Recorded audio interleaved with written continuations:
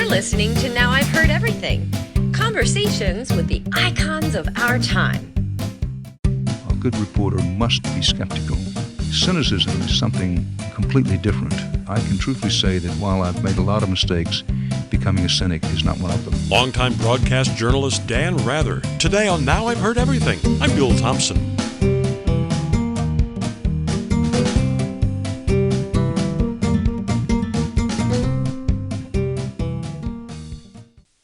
Dan Rather has been a fixture in American journalism since the early 1950s. Growing up in Texas, the young Dan Rather listened to the radio to Edward R. Murrow's broadcasts and became enamored with the idea of becoming a journalist himself. By the early 60s, Rather had established himself in local television in Texas, and he joined CBS shortly thereafter. Eventually, Rather was promoted to White House correspondent, where he famously had a number of run-ins with Richard M. Nixon. And then, in 1981, Dan Rather was chosen by CBS to succeed the retiring Walter Cronkite as anchor of the CBS Evening News, a position that Dan Rather then held for the next 24 years. And not without some controversy along the way. Now, in 1976, Dan Rather wrote a book about TV news called The Camera Never Blinks. Then in 1994, he wrote its sequel, a book called The Camera Never Blinks Twice. And that's when I had the chance to meet him for one of our several conversations. So here now, from 1994, Dan Rather.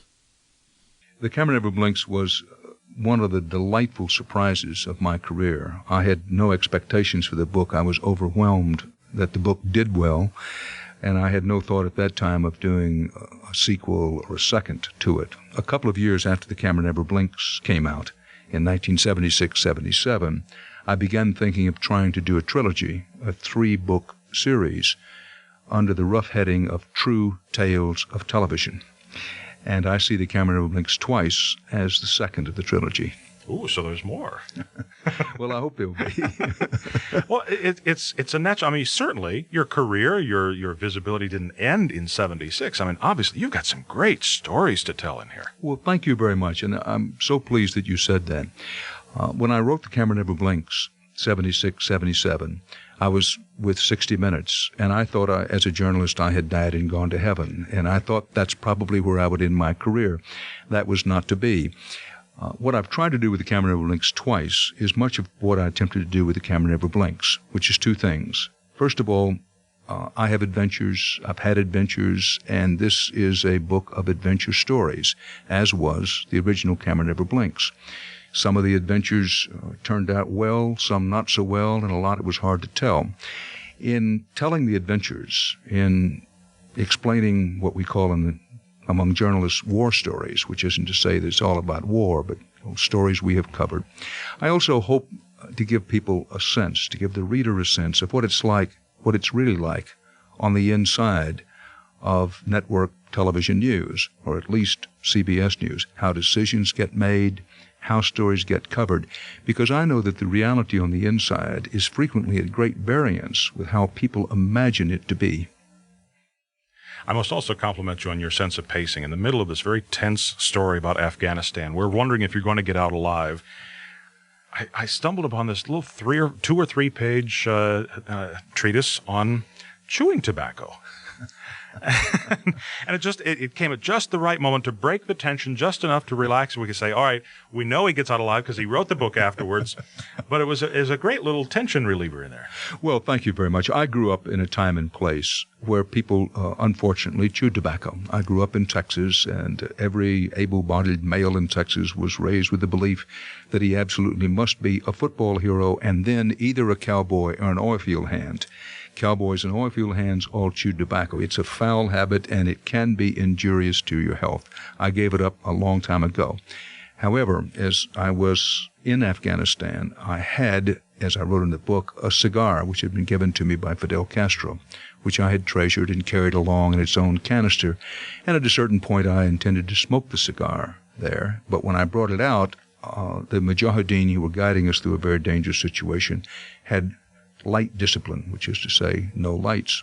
So I put the cigar back in its canister, and I did have this pouch of Red Man chewing tobacco, which I decided to chew. They looked on in great amazement and saw it as humorous, to say the least. But when I offered them a chaw, they declined.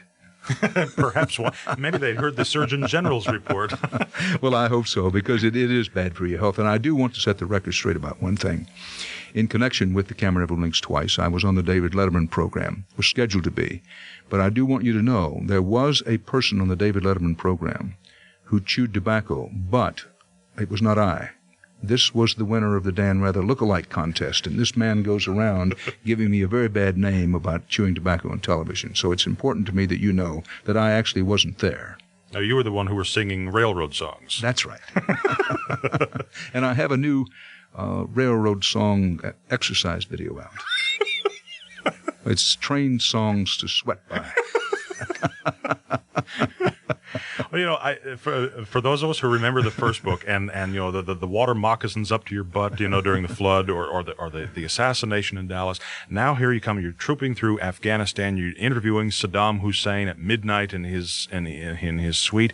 It reads like a real life Marco Polo. Well, I appreciate you saying that. Again, I get back to adventures. As a kid, I was raised on adventure stories, as I explained in the book. I read Kipling as a child, for better or for worse. He's gone a little out of fashion now, but Kipling was all about adventure. And if anyone wants to know not just what it's like to be on the David Letterman program, if anyone wants to know how decisions get made for an evening news broadcast, or what it's like to interview Saddam Hussein in the Baghdad Palace alone after midnight, or what it's like to go back to Vietnam with General Norman Schwarzkopf, then they'll find out some of those things in this book. What is there that drives you to still be out in the field and actually have your hands on the news? And a lot of anchor people are just content to sit in the studio, read the script somebody else hands them, and collect a big fat check. Well, I understand that. It's not my way. I love the news. Why do I do it? I love the news. I have a passion for news. I have a passion for the daily news game, for better or for worse. I was told when I was a younger reporter that you had to get out of daily news by, say, age 35, 38, or 40. It was always said, you know, your legs go and your drive goes.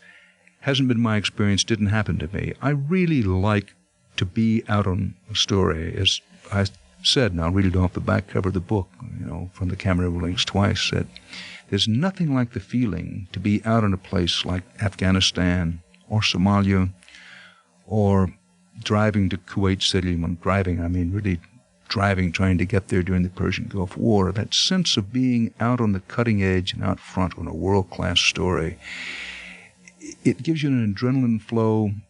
It also gives me a sense of satisfaction, and that's what I always dreamed of doing. When I was a kid, I dreamed of being a world-class reporter, and I'm still trying to be that. I hope my best work is still ahead of me.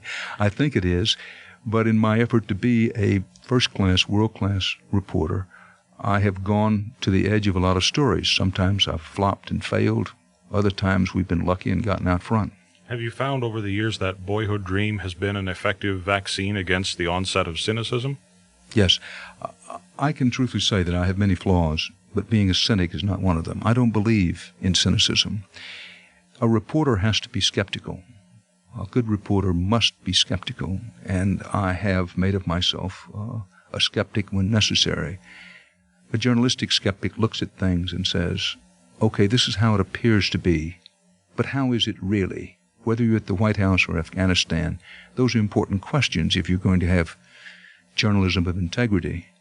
Cynicism is something completely different, and I can truthfully say that while I've made a lot of mistakes, becoming a cynic is not one of them. Would it be accurate to say that you're a little uncomfortable with the idea that you are often the center of attention as much as the news you are covering is? That would be fair. I've never gotten comfortable with that. It goes with the territory. If you're going to be the anchor person and managing editor of the CBS Evening News, if you're going to be the anchor correspondent for a program such as 48 Hours, if you're going to do a daily radio analysis program, you sometimes are going to be the center of attention when you don't want to be.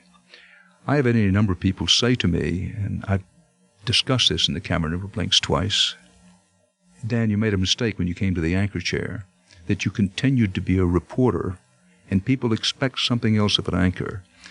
First of all, I don't believe that. I don't believe that people expect something else. But I have to say that I can't do it any other way. I am what I am. I dream what I dream. I'm driven to do some things.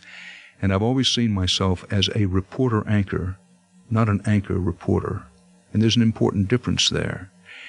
That it is seductive to sit in a windowless room on the west side of Manhattan and pass yourself off as an authority and as a credible eyewitness to history. I think the audience, I think viewers and listeners understand the difference between someone who is satisfied to stay in the quiet confines of anchordom in New York and someone who says, listen, some of the time, at least some of the time, I have to get out there on the cutting edge of a story. And in the long run, it is that day-to-day hands-on involvement in news that is going to overshadow and remove the distractions of whether or not you wore a sweater and what kind of sweater it was, what you chose to say at the end of the broadcast. Why did he say courage? What does that mean? What's the frequency, Kenneth? 6 minutes in Miami. All these things that do really tend to pale when you look at the history of what you've done. Well, I very much appreciate you saying that. I can say with a smile, because it's true, that I've made almost every mistake in the book at least twice, and I have the scars to show for it. I believe, and I certainly hope, that my scars are all from the front and honorably earned. You mentioned a number of occasions which did not turn out well.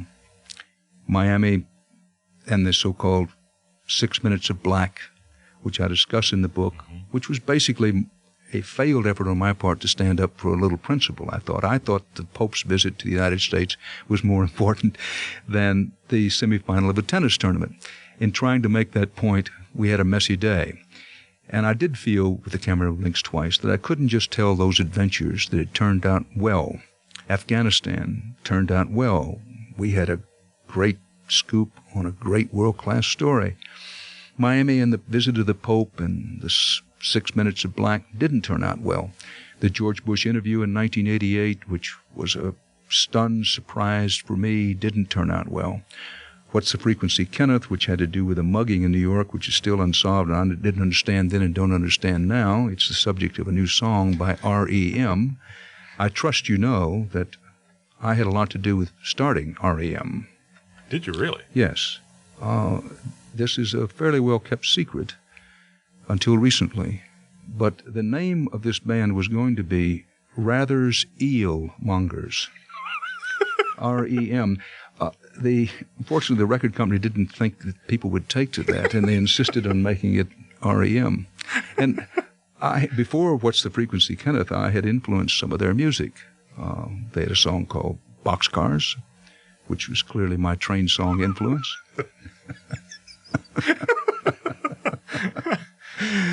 I sense that you've got a whole other career waiting for you as a stand-up comic. No, Radio Free Europe, which was an R.E.M. song, is clearly my broadcasting influence. Well, if you take this book and The Camera Never Blinks and I remember those three books, even though they're not the trilogy you had in mind, it really does. I mean, you can almost see the progression of the listening to the radio broadcast, the Edward R. Murrow influence, and the ideals, the values that stay with you through all these years, and to make you what you are today. I mean, this is it is. I anxiously await volume 3 or 4. Well, I really appreciate that. That, as you know from reading The Camera Never Blinks twice, that there is a section of the book which deals with my concerns over what I call the Hollywoodization of the news, the sleazing of the news. Having said to you, I love the news. I love covering the news.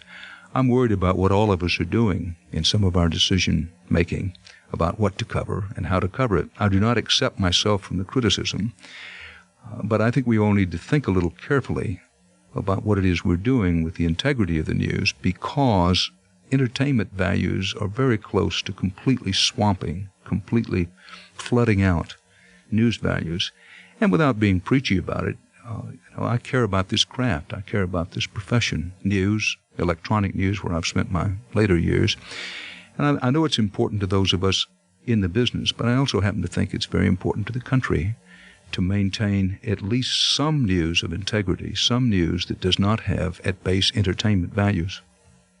You open the book, as a matter of fact, with the anecdote about how to cover the Cardinal Bernardine accusations. Well, how pleased I am you noticed that in my effort to have people understand how decisions get made in a newsroom, I chose this case of the Roman Catholic cardinal in Chicago who was accused of child abuse. And I detail in the book our discussions about what to do with that story. That story, as so many others turn out to be, was not so much a story as it was an accusation. And we had a debate among ourselves. We know that our competition is going to run with this story and run with it hard. And we say to ourselves, we don't really want to deal with it. We certainly don't want to lead the broadcast with it, but if we don't do it, our competition is going to tear us up. Now, the reason for going through that is so the reader will get an understanding of how it is, how it really is when it comes decision-making time on the evening news. Dan Rather is 92 now and still covering the news. Since 2021, he's written the column Steady on the Substack platform. Now you can get a copy of The Camera Never Blinks Twice by Dan Rather by tapping the link in our show notes or by going to our website, heardeverything.com. We may earn an Amazon commission if you make a purchase. Heardeverything.com is where you can also hear my 1992 interview with another well-known broadcast journalist who anchored the news himself on another network for many years, Jim Lehrer. Just a few minutes before the plane was due to land in Dallas, the rewrite man downtown said, "Do they have the bulletproof bubble top on the car?" And I said, "Well, I'll go find out." And the guy talks on the radio, and he says, "Yes, it's clear downtown." So he yells back to these other agents, "Take off the bubble top." And my 2004 conversation with one of Dan Rather's CBS News colleagues, Charles Osgood. Almost everybody subscribed to the paper, so almost every porch, you'd throw the paper up on the porch, hoping that you would actually land, the paper would really land on the porch and not up on the roof or in the bushes. And so that's where I learned the importance of accuracy in journalism. Yes. And of course, you can hear all 500 or so of our episodes that we've aired since Season 1 at our website, heardeverything.com. And we post new episodes every Monday, Wednesday, and Friday, wherever you listen to podcasts. And thank you so much for listening. Next time on Now I've Heard Everything, as the nation prepares to mark Martin Luther King Jr. Day, we'll revisit my 1994 interview with a famous actress who tells the story of how Martin Luther King Jr. helped shape not only her career, but the future of a beloved TV series. My interview with Lieutenant Uhura, Nichelle Nichols from Star Trek. And so I stood into the face, and the fan turned out to be Dr. Martin Luther King. When I said I was leaving the show, he said, "You cannot. You absolutely cannot." That's next time on Now I've Heard Everything. I'm Bill Thompson.